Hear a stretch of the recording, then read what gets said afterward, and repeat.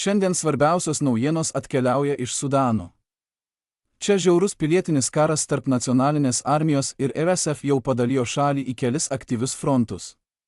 Tačiau dabar visiškai naujas frontas atsivėrė iš pietų Sudano pusės, atnešdamas naują puolimo kryptį ir sukeldamas riziką, kad vyriausybės pajėgos gali būti netrukus užpultos iš užnugario.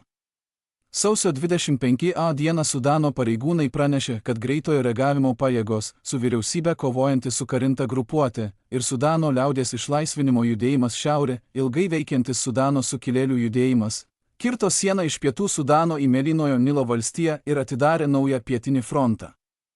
Jie puolė pozicijas aplink Al-Silika ir Milkaną bei išplėtė kovas Bau apygardos dalyse, kur susirėmė su Sudano ginkluotųjų pajėgų 4 pėstininkų divizija, vyriausybinė formacija atsakinga už šio regiono gynybą. Pranešama, kad užpuolikai užėmė Deim Mansūrą, taip pat Bashir Nuku ir Khor al-Budi Kurmuko apygardoje, kurios yra pasienio prieigose, jungiančiose pietų Sudaną su keliais, vedančiais link Al-Damazino. Tai svarbu, nes Mėlynojo Nilo koridoriuje susitelkia keliai ir gyvenvietės palei upę, tad jį kontroliuojant galima greitai perimti judėjimo ir tiekimo maršrutų kontrolę.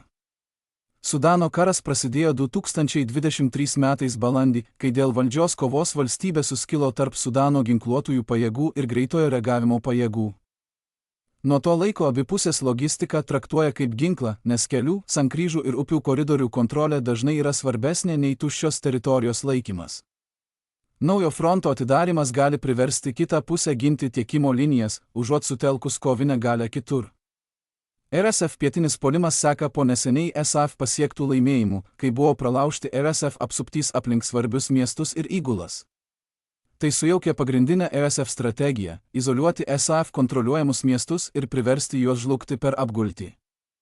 SAF atidarė kelius į tokias vietas kaip Kadugli ir Aldalani, atkurdama sausumos tiekimą ir pastiprinimo atvykimą, nors kovos vis dar vyksta netoliese. Šie laimėjimai yra reikšmingi, tačiau jie nereiškia RSF žlugimo, nes ši grupuotė vis dar išlaiko mobilumą ir gebėjimą smogti tiekimo judėjimui.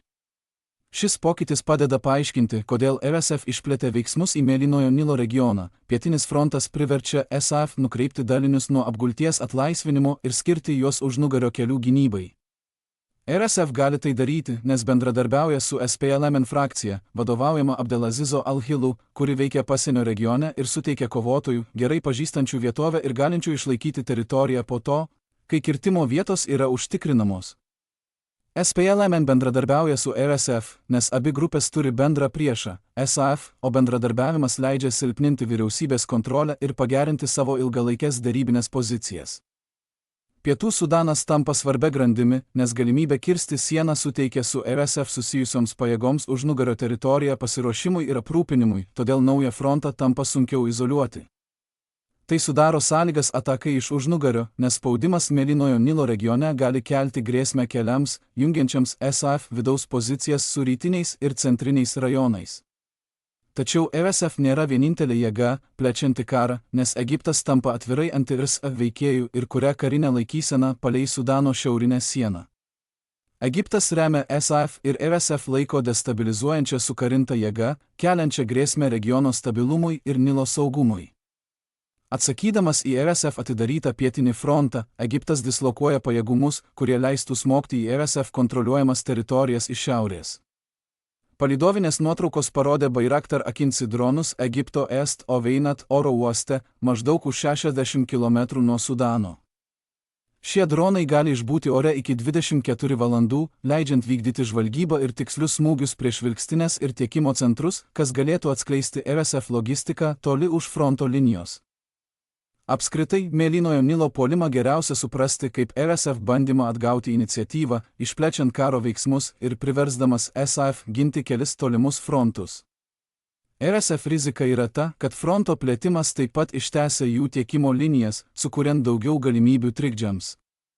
O augantis Egipto dronų buvimas įveda naują apribojimą, nes šiaurinės pasienio zonos gali virsti nuolatinio stebėjimo ir smūgių zonomis.